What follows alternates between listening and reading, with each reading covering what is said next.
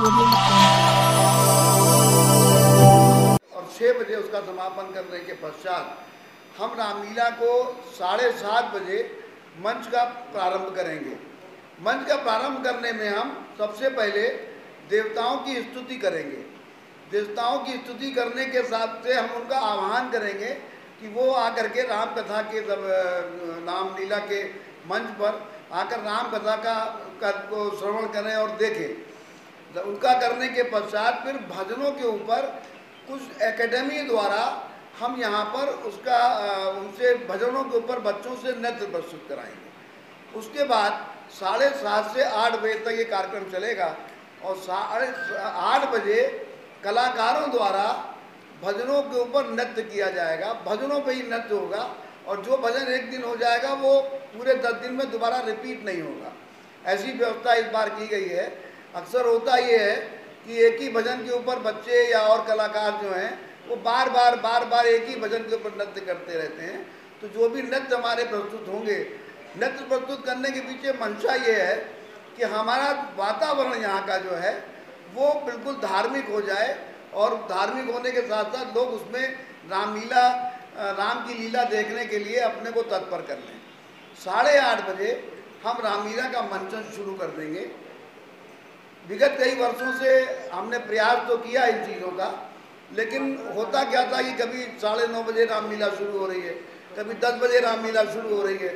लेकिन अब हमने निर्णय किया है कि सामने भक्तगण तो आ ही जाते हैं, संख्या उनकी कितनी भी हो, हम 8:30 बजे एग्जैक्ट बिल्कुल सही टाइम पर रामलीला का मंचन शुरू कर देंगे और 11:30 बजे के पहले उसका समापन भी कर देंगे।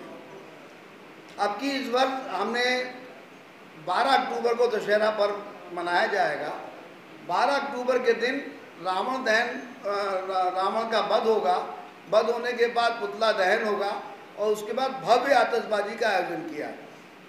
इस बार हमने आतिशबाजी में ये प्रयास किया है कि जो छोटे आतिशबाज हैं, जो बड़ी सुंदर आतिशबाजियाँ बनाते हैं, शकरगिन्नी बनाते हैं और तमाम तरीके के महल बनाते हैं, जय श्री राम बनाते हैं, इस तरीके की आतिशबाजी वो स्वयं निर्मित करके लाते हैं। शिवा काशी वाली आतिशबाजी भी उसमें होगी, लेकिन साथ साथ हमने इस बार प्रयास किया है कि छोटे आतिशबाजों को भी हम मौका दें और वो यहाँ पर आकर के अपनी कला का प्रदर्शन करें जो इस समय विलुप्त होती जा रही है। तो आतिशबाजी का वो प्रदर्शन भी आपको इस बार दशहरा पर्व के दिन इस रामलीला प्रांगण में दिखाई पड़ेगा। एक बदलाव हमने और किया है। इस बार हम प्रतिवर्ष लवकुश लीला आखिरी दिन दिखाते हैं। इस बार के रामोत्सव 2024 में आप सभी पत्रकार बंधुओं का बहुत बहुत स्वागत और अभिनंदन। पत्रकार बंधुओं, ये जिस रामलीला प्रांगण में आप बैठे हैं, यहाँ पर 16वीं शताब्दी से पूर्व संत गोस्वामी तुलसीदास जी ने राम कथा को अभिनय के माध्यम से कहने का शुभारंभ इसी स्थान से किया था। श्री रामलीला समिति ऐशबाग उसी परंपरा को निरंतर इतने वर्षों से निभाती चली आ रही है। हमने कोरोना काल में भी इस परंपरा को टूटने नहीं दिया और कोरोना काल में भी हमने मंच के ऊपर इसी तुलसी सभागार के अंदर यहाँ मंच बना करके ऑनलाइन रामलीला का मंचन किया। दशहरा पर्व भी मनाया, 100-200 लोगों के बीच में ही दशहरा पर्व मनाया, रावण दहन का पुतला भी किया। इसीलिए रामलीला हमेशा प्रतिवर्ष अपना रामोत्सव बड़े उल्लास के साथ, बड़े जोश के साथ मनाती चली आ रही है। रामलीला समिति ने इस बार कुछ बदलाव भी अपने इस कार्यक्रम में किए हैं जो अभी हम आपको बताएंगे। रामलीला समिति ने 3 अक्टूबर से प्रथम नवरात्रि के दिन से हमेशा रामलीला का शुभारंभ होता है। 3 अक्टूबर से हमारी रामलीला का शुभारंभ होगा। प्रथम दिन राम जी का जन्म होगा, उसके बाद से उनकी लीलाओं का वर्णन हम इस मंच पर करेंगे। साथ साथ हम एक परंपरा का निर्वाह करते आ रहे हैं जो गोस्वामी तुलसीदास जी द्वारा ही स्थापित की गई थी। उस परंपरा में सबसे प्रथम हम गणेश जी का पूजन करते हैं। पूजन करने के पश्चात हम 6 पात्रों का आवाहन करते हैं और 6 पात्रों का पूजन करते हैं। इसमें जो राम जी का अभिनय करने वाले लक्ष्मण जी, भरत जी, शत्रुघ्न जी, सीता जी और हनुमान जी, इन 6 पात्रों का हम बाकायदा पूजन करते हैं। और पूजन करके ये उनके अंदर देवताओं का वास हो या वो उस अभिनय के माध्यम से राम कथा कहने जा रहे हैं तो पूजित हो जाते हैं वो, और हम उनको पूजन करके ही मंच पर जाने देते हैं यहाँ से। और 15 दिन तक जब ये पूजन होता है हमारे यहाँ, पूजन होने के बाद 15 दिन तक वो पूरा सात्विक जीवन जीते हैं और किसी प्रकार की कहीं पर भी यहाँ से बाहर, परिसर से बाहर नहीं निकलते हैं। साथ साथ हम उन पर किसी प्रकार का किसी बाहरी व्यक्तियों से मिलने पर भी कोशिश करते हैं कि बाहरी व्यक्तियों से भी उनका मिलन यहाँ पर ना हो, और वो अपने अभिनय में अपने राम के रूप में, अपने भरत के रूप में, अपने लक्ष्मण के रूप में, शत्रुघ्न जी के रूप में, सीता जी के रूप में और हनुमान जी के रूप में वो अपने को महसूस करें। ये परंपरा भी उसी समय से चली आ रही है। उसके बाद हम सुंदरकांड का पाठ करते हैं कि कोई भी कार्यक्रम का शुभारंभ उल्लास से हो तो उसका समापन भी उल्लास से हो। लेकिन जब हम लव कुश लीला दिखाते हैं तो हम 11 दिन तो श्री राम को हीरो के रूप में प्रस्तुत करते हैं और 12वें दिन हम उनको विलन बना देते हैं और एकदम नीरसता छा जाती है वातावरण में। अगर श्री राम की जय बोलो तो श्री राम की जय बोलने के लिए लोग तैयार नहीं होते, इतना प्रभाव उनके ऊपर पड़ जाता है। सीता जी का वनगमन, सीता जी का धरती में समाना, ये देख करके भाव भी हो जाते हैं। और उसके बाद वो लोग जो हैं माता सीता की जय बोलो तो पूरा प्रांगण उठ के खड़ा हो जाता है, लेकिन राम की जय बोलो तो प्रांगण में कोई एक बार आवाज़ भी नहीं, उसका प्रत्युत्तर भी नहीं देता। तो इसलिए समिति ने निर्णय लिया कि हम इस बार रामलीला में लव कुश लीला का वर्णन नहीं करेंगे। अब कुछ लोग इसकी आलोचना भी कर सकते हैं, कुछ लोग इस बारे में कह सकते हैं कि ऐसा क्यों। उसका मैंने आपको जवाब दिया कि हम राम को हीरो के रूप में ही दिखाएंगे, हम उनको विलेन के रूप में प्रस्तुत नहीं करेंगे। एक बदलाव और किया हमने, हमेशा दशहरे के दूसरे दिन हम भरत मिलाप की शोभा यात्रा निकालते हैं। भरत मिलाप की शोभा यात्रा में वनवासी राम निकला करते थे और जो विजय यात्रा उनकी होती थी, लंका में रावण का वध करने के बाद वो जब अयोध्या वापस आते थे तो उस समय पर वो पूरे भ्रमण करते हुए निकलते थे। तो वो लीला जो है वो हम मंच पर ही 13 तारीख को कर लेंगे। 13 तारीख को हम मंच पे करने के बाद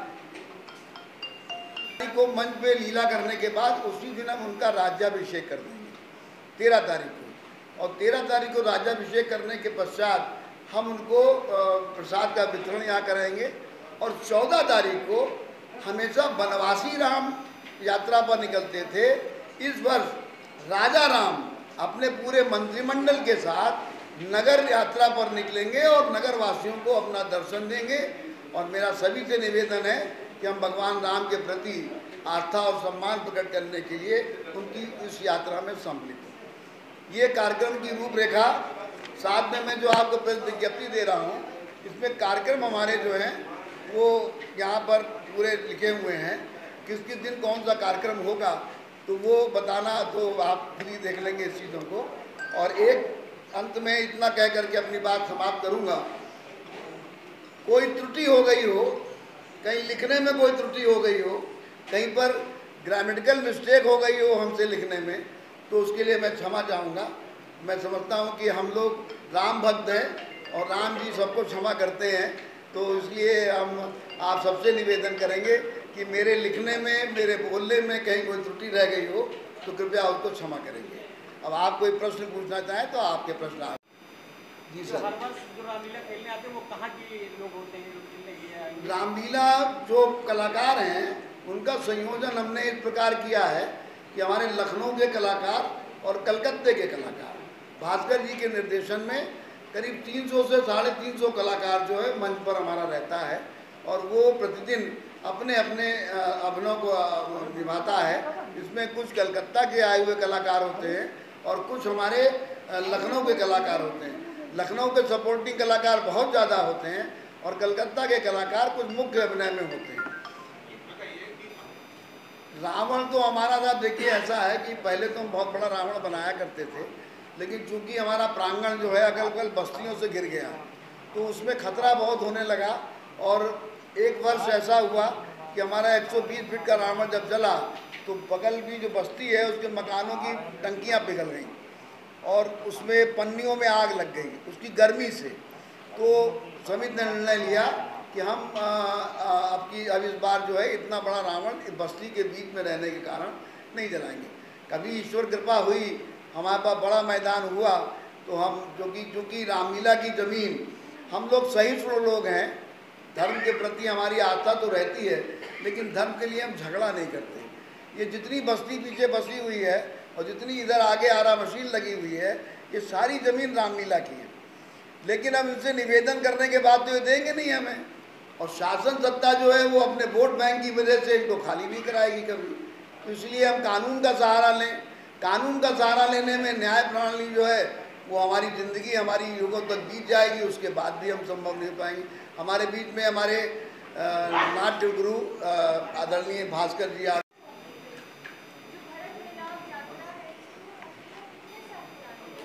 नहीं, भरत मिलाप की यात्रा, भरत मिलाप का मैं बता रहा हूँ। भरत मिलाप हम लोग जो है वो सड़क पे भजनों पर नृत्य होगा, उसमें उसका नृत्य निर्देशन शमसुर रहमान नवेद जी हमारे बीच में बैठे हुए हैं, ये उनका निर्देशन ये करेंगे। और बाकी भास्कर जी के अंतर्गत रहते हुए ये सारे कार्यक्रमों में अपना प्रस्तुतिकरण यहाँ पर देंगे। हमारे बीच में जो कलाकार हमारे हैं वो आ चुके हैं। अंत करने के लिए रावण पुतला दहन करना चाहिए, ये निर्णय दशहरे के 2 दिन पहले हम 10 अक्टूबर को कर पाएंगे। जैसा मैंने पहले पूछा था कि हमारे मुख्य अतिथि कौन होंगे दशहरे के अवसर पर, हमने आमंत्रित तो बहुत लोगों को किया है। हमारी एक परंपरा है कि हम राष्ट्रपति, प्रधानमंत्री और उपराष्ट्रपति, पूर्व राष्ट्रपति, रक्षा मंत्री, मुख्यमंत्री, राज्यपाल, इन सबको हमने पत्र भेजे हैं। लेकिन अब ये जिनको राम जी बुलाएंगे वो मंच पर आएंगे, जिनको राम जी इच्छा करेंगे वो मंच पर आएंगे। हम लोग सब यहाँ पर बैठे हैं तो मैं समझता हूँ कि विश्व में, ब्रह्मांड में कुछ भी घटित होता है तो ईश्वर कृपा से ही होता है। अगर हम आज बैठे यहाँ अध्यक्ष के रूप में इस रामलीला समिति का कार्य कर रहे हैं तो रामलीला के राम जी की कृपा है, और राम जी ने हमको आदेश दिया, हमको नियुक्त किया है कि हम इस स्थान पर बैठें। अगर हम ठीक से काम नहीं करेंगे और हम बढ़िया तरीके से प्रस्तुतिकरण नहीं कर पाएंगे तो हमारा वोटांग पर कर देंगे, कहीं ना कहीं हमें भेज देंगे। तो हमारे 500 साल बाद राम मंदिर का एक सपना पूरा हुआ है, उसको देखते हुए इस बार की रामलीला पे क्या असर आएगा, ये थोड़ा मैं जानता हूं। सबसे पहला असर ये आया कि अभी तक वनवासी राम यात्रा पर निकलते थे, इस बार राजा राम जी यात्रा पर निकल रहे हैं। और ये प्रेरणा इसी बात से मिली है कि 500 वर्ष के वनवास के बाद राम मंदिर का निर्माण हुआ है, तो इस बार राजा रामचंद्र जी शोभा यात्रा पर निकलेंगे और यही परिवर्तन एक संदेश देगा पूरे समाज को कि रामलीला समिति ऐशबाग बहुत पुरानी संस्था है, पुरानी रामलीला है, और ये रामलीला ने निर्णय लिया है। इसी तरह हमने पिछले वर्ष एक निर्णय और लिया था जो चर्चित भी हुआ था। अब उसका असर और रामलीलाओं पर क्या पड़ेगा, वो ये था कि पहले में कुंभकर्ण और मेघनाथ का पुतला भी जलाते थे हम। रावण के साथ साथ कुंभकर्ण और मेघनाथ का पुतला भी जलाते थे। इस वर्ष, पिछले वर्ष हम लोगों ने निर्णय लिया कि कुंभकर्ण और मेघनाथ का पुतला हम नहीं जलाएंगे। उसका कारण ये था कि आप पूरी रामायण में देखें, कुंभकर्ण ने भी अपने भाई को समझाने का प्रयास किया था, लेकिन भाई का धर्म निभाते हुए उसने अपना बलिदान दिया। पुत्र ने भी, उनके मेघनाथ ने भी युद्ध किया, राज्य के प्रतिनिधि होने के नाते युद्ध किया, लेकिन बाद में जब उसकी समझ में आया कि भगवान से युद्ध हो रहा है, उन्होंने भी अपने पिता को समझाने का बहुत प्रयास किया, लेकिन जब पिता नहीं माना तो पुत्र धर्म का निर्वाह करते हुए उसने अपना बलिदान दिया। तो ये परिवर्तन हमने पिछले वर्ष किया था।